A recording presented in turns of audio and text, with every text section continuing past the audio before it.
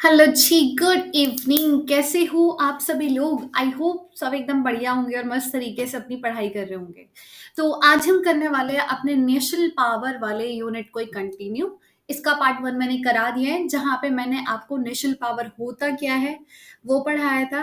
Elements कौन कौन से नेशनल पावर के, एंड उसके बाद आपको इवेल्युएशन पढ़ाया था कि हम कैसे इवेल्युएट करते हैं, कैसे गिनते हैं, कैसे मेजर करते हैं कि एक देश कितना पावरफुल है। ठीक है। तो ये मैंने आपको पिछली वीडियो के अंदर कराया था। आज हम क्या पढ़ने वाले हैं? आज हमारा सिर्फ एक ही टॉपिक होगा, लिमिटेशन ऑफ नेशनल पावर। मतलब एक नेशन की पावर के ऊपर कौन कौन से लिमिटेशन होती है, ऐसी कौन कौन सी चीजें हैं जो लिमिट करती है एक नेशन की पावर को। ओके तो ये आज हमारा टॉपिक रहने वाला है। जिससे भी नहीं देखा है यार, वो पार्ट वन कर लेना। अगर आपको नेशनल पावर ही नहीं पता है तो फिर उसकी लिमिटेशन पढ़ने का क्या ही फायदा होगा।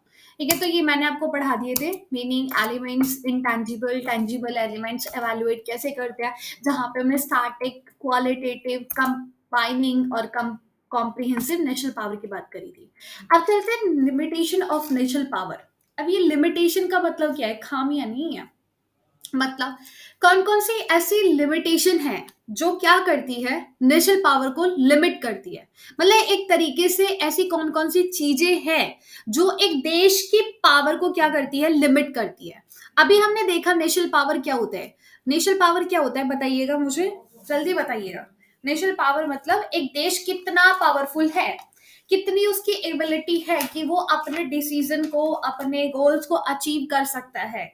ठीक है, वर्ल्ड के अंदर इन्फ्लुएंस बढ़ा सकते हैं। उसकी इकोनॉमी, उसकी मिलिट्री, उसका आइडियोलॉजी, उसकी लीडरशिप, उस कंट्री के अंदर क्या है, इन सब के बेस पे हम एक देश को पावरफुल देश बोलते हैं। और भी काफी फैक्टर मैंने आप लोगों को बताए थे। तो ये थी आपकी नेशनल पावर। लेकिन नेशनल पावर के ऊपर ना कुछ ऐसी चीजें हैं जो उनकी पावर को लिमिट करती है। एक नेशन की पावर को क्या करती है, लिमिट करती है। वो क्या क्या है? International law, public world opinion, collective security, balance of power, international morality. तो इन सभी को हम एक एक करके स्टार्ट करते हैं। चलो भाई, अभी मीनिंग पढ़ लेते हैं क्या होता है। तो नेशनल पावर मैंने आप लोगों को बता दिया है। नेशनल पावर मतलब एक देश की एबिलिटी, उसकी स्ट्रेंथ को यूज करके। मतलब उसकी स्ट्रेंथ समझते हो क्या होते हैं? मिलिट्री, इकोनॉमी, डिप्लोमेसी, उसकी ज्योग्राफी, उसके वहां पे नेचुरल रिसोर्सेस, उस देश की लीडरशिप, उस देश का पॉपुलेशन। ये सारी चीजों के ऊपर जो उसकी स्ट्रेंथ है, एक तरीके से जो एक देश को पावरफुल बनाता है, उसका यूज करके एक देश कैसे अपने गोल को अचीव करता है, इस एबिलिटी को हम क्या बोलते हैं? National power. ठीक है, तो ये नेशनल पावर होता है। अब जो एक देश की पावर होती है ना, कोई भी स्टेट अपनी पावर को विदाउट लिमिटेशन यूज नहीं करती है। For example, you have also right to speech. Article 19 के अकॉर्डिंग, इंडियन कॉन्स्टिट्यूशन के आर्टिकल 19 के अकॉर्डिंग आप लोगों के पास बोलने का पूरा अधिकार है। बिल्कुल है भाई, है या नहीं है मुझे बताओ। आर्टिकल 19A के अंदर आपके पास पूरा अधिकार है ना, राइट टू स्पीच का, बोलने का अधिकार है। बट इसका मतलब ये थोड़ी नहीं आप किसी को कुछ भी बोल दोगे, है ना? बोल के दिखाओ। मेरे को उल्टा बोल के दिखाना, सामने बोलना। कमेंट सेशन में तो कोई कुछ भी बोल दे, वहां पे तो मैं रिस्पॉन्स ही नहीं करती हूँ, देखती ही नहीं हूँ। तो कुछ फायदा नहीं है वहां पे बोलने का। आप सामने से बोल के दिखाना, आपको प्रसाद मिलेगा, है ना? तो मतलब एक आपके अंदर इतना दिमाग तो होगा। वैसे किसी को फालतू क्यों ही बोल रहे हैं, क्यों ही किसी को उल्टा बोल रहे हैं। तो वही है कि आपके पास बोलने का अधिकार है, बट दैट डजंट मीन कि आप किसी को भी कुछ भी बोल सकते हो। आपके ऊपर एक रिस्ट्रिक्शन लगाई गई है, कॉन्स्टिट्यूशन ने रिस्ट्रिक्शन लगा के रखी हुई है कि आप बोलो लेकिन पब्लिक ऑर्डर को खराब मत होने दो। ठीक है, अपने देश की यूनिटी मत खराब होने दो। एक देश के साथ, फॉरनर देश के साथ अगर हमारे रिलेशन अच्छे हैं और आपकी बात की वजह से उनके साथ हमारे रिलेशन बिगड़ गए, तो फिर भाई अब गए। ठीक है, तो ये सारी चीजें हमको अपने दिमाग में रखनी होती है, फिर बोलना होते हैं। ठीक है भाई, तो ये होता है। तो राइट टू स्पीच, बोलो, अपनी बातों को एक्सप्रेस करो, बट रिस्ट्रिक्शन के साथ है आपके पास। तो ऐसा ही है कि देश के पास पावर है, बहुत बढ़िया पावर है। लेकिन उस पावर का वो यूज ऐसा नहीं है कि अनलिमिटेड यूज कर सकता है वो, उसके ऊपर कोई लिमिटेशन लगाई जाती है। तो इंटरनेशनल रिलेशन, आईआर के अंदर कुछ रूल्स है, कुछ वैल्यूज है, कुछ ग्लोबल प्रेशर है जो रिस्ट्रिक्ट करते हैं एक देश की पावर को यूज करने के लिए। मतलब कहीं ना कहीं एक देश की पावर के ऊपर रिस्ट्रिक्शन लगाते हैं। ओके, तो ये हमारा मीनिंग हो गया। तो चलते हैं कौन कौन सी ऐसी चीजें हैं जो एक देश के ऊपर क्या करती है, लिमिटेशन लगाती है। तो सबसे पहले आता है इंटरनेशनल लॉ। इंटरनेशनल लॉ मतलब इंटरनेशनल का लॉ, वहां का कानून। इसके अंदर कुछ रूल्स बनाए गए हैं। कि देशों को कैसे बिहेव करना है एक दूसरे के साथ, मतलब एक स्टेट दूसरे देश के साथ कैसे बिहेव करेगी, इसके लिए कुछ रूल्स एंड रेगुलेशन है। ये लिमिट करता है कि आपके पास फोर्स अब बिल्कुल है, लेकिन अपनी फोर्स का यूज आप विद एक लिमिटेशन में करो। लोगों की राइट्स को प्रोटेक्ट करता है, ह्यूमन राइट को रेगुलेट कराता है वॉर को, और प्रमोट करता है क्या, पीसफुल सेटलमेंट। कहीं भी डिस्प्यूट हो जाता है वर्ल्ड लेवल पे उसको, ठीक है।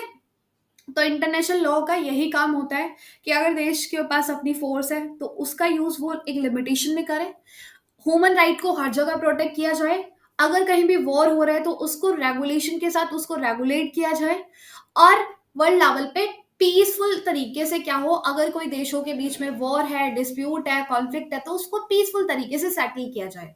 एग्जाम्पल यहाँ पे यूएन चार्टर का दिया हुआ है, तो यूएन चार्टर क्या करता है, प्रोहिबिटेट करता है कोई एग्रेसिव वॉर से, मतलब बचाता है कोई एग्रेसिव वॉर ना हो जाए वर्ल्ड के अंदर उस चीज से। जिनेवा कन्वेंशन क्या करती है, रेगुलेट करती है किसके, प्रिजनर के ट्रीटमेंट पे, ठीक है। देन उसके बाद इवन जो बड़े बड़े देश है जैसे रशिया हो गया, यूएसए हो गया, ये भी ओपनली इसको इग्नोर नहीं कर सकते हैं। अगर कोई भी देश इंटरनेशनल लॉ को, यहाँ के रूल्स को क्या करेगा, इग्नोर करेगा, तो उसकी लेजिस्लेटिव लीगल पावर क्या कर दी जाएगी, खो दी जाएगी, ठीक है। वो कोई एक तरीके से उसका कोई नामो निशान ही नहीं होगा, उसका कोई लेजिस्टिमेसी नहीं होगी वर्ल्ड लेवल पे। बस वो देश के लिए अपने आप को खुद एक देश मानेगा, बट वर्ल्ड लेवल पे उसको मानना ही बंद कर दिया जाएगा। तो इंटरनेशनल लॉ कहीं ना कहीं ये क्या करता है, एक देश के पावर के ऊपर लिमिटेशन बनाता है कि हाँ भाई आपके पास फोर्स है, लेकिन उनको लिमिट करके रखो, ह्यूमन राइट के ऊपर हार्म मत होने दो, ठीक है। तो ये सारी चीजें होती है। देन उसके बाद बात करते हैं इंटरनेशनल मॉरलिटी। मॉरलिटी मतलब क्या सही है क्या गलत है, आप लोगों को पता होना चाहिए। इंटरनेशनल मॉरलिटी मतलब क्या सही है क्या गलत है, ये एक्सेप्टेड होता है इंटरनेशनल कम्युनिटी से, मतलब इंटरनेशनल लेवल पे सभी को पता है क्या सही है क्या गलत है।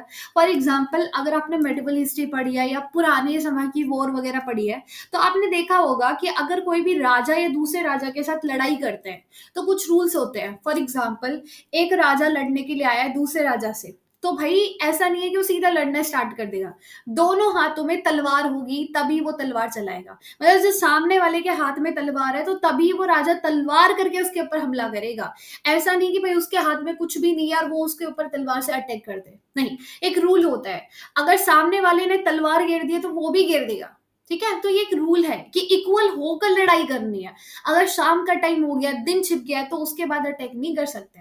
तो ये कुछ रूल्स रेगुलेशन होते थे जो दिखाते थे कि देखो ऐसे लड़ाई होती है इक्वलिटी के साथ, ठीक है, सामना करके उसको वॉर किया जाता था, कायर बन के उसको फिर कायर बोला जाएगा, ठीक है।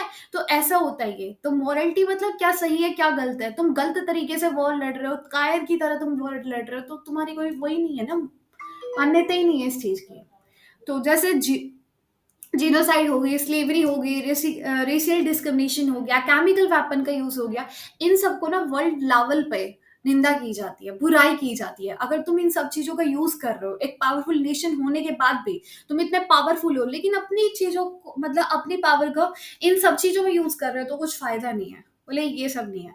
तो स्टेट मोरल नॉर्म्स को अगर इग्नोर करता है, वायलेट करता है, ठीक है, मॉरल रॉन्ग मतलब क्या सही है क्या गलत है, वो स्लेवरी सिस्टम लेकर आ रहा है, वो रेस के नाम पे डिस्क्रिमिनेशन कर रहा है, वो केमिकल वेपन का यूज कर रहा है, तो उसको क्रिटिसिज्म, सेंसेशन और आइसोलेशन फेस करना पड़ेगा। मतलब उसको एक तरीके से इग्नोर कर दिया जाएगा, जैसे अपार्टी सिस्टम साउथ अफ्रीका के अंदर होता था और लार्ज लेवल पे उसको खत्म किया गया। क्यों? क्योंकि इंटरनेशनल मॉरल प्रेशर पड़ा, इंटरनेशनल लेवल पे लोगों ने बोला आके कि ये चीज तो बहुत बिल्कुल गलत है, कि तुम कलर के नाम पे लोगों के साथ क्या कर रहे हो, भेदभाव कर रहे हो, ठीक है। देन उसके बाद चलते हैं थर्ड नंबर पे, वर्ल्ड पब्लिक ओपिनियन। अब ये क्या होता है, पब्लिक ओपिनियन मतलब जनता का क्या ओपिनियन है, ठीक है।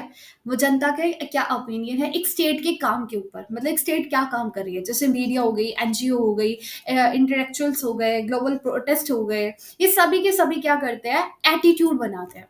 और कोई एग्रेसिव तरीके से अपनी पावर को यूज कर रहा है, कोई देश एग्रेसिवली अपनी पावर को यूज करेगा, तो एनजीओ मीडिया आएंगी सामने, बातें को रखेगी, तो क्या होगा, ये इसके अगेंस्ट आ जाएगा, ठीक है। ग्लोबल प्रोटेस्ट वगैरह होंगी, रैलियां होंगी, ये एनजीओ सामने आके क्या करेंगे, उस चीज को क्रिटिसाइज करेंगे। तो वर्ल्ड ओपिनियन क्या करता है, इस चीज को लिमिटेशन बनाता है, ठीक है। लोग बुराई करेंगे, फॉर एग्जाम्पल करेंटली रशिया और यूक्रेन का वॉर चल रहा है, तो लोग क्या कर रहे हैं, रशिया को क्रिटिसाइज कर रहे हैं, वर्ल्ड ओपिनियन आज के टाइम पे जब यूएसए और वियतनाम का वॉर हुआ था तो यूएसए को क्रिटिसिज्म फेस करना पड़ा था।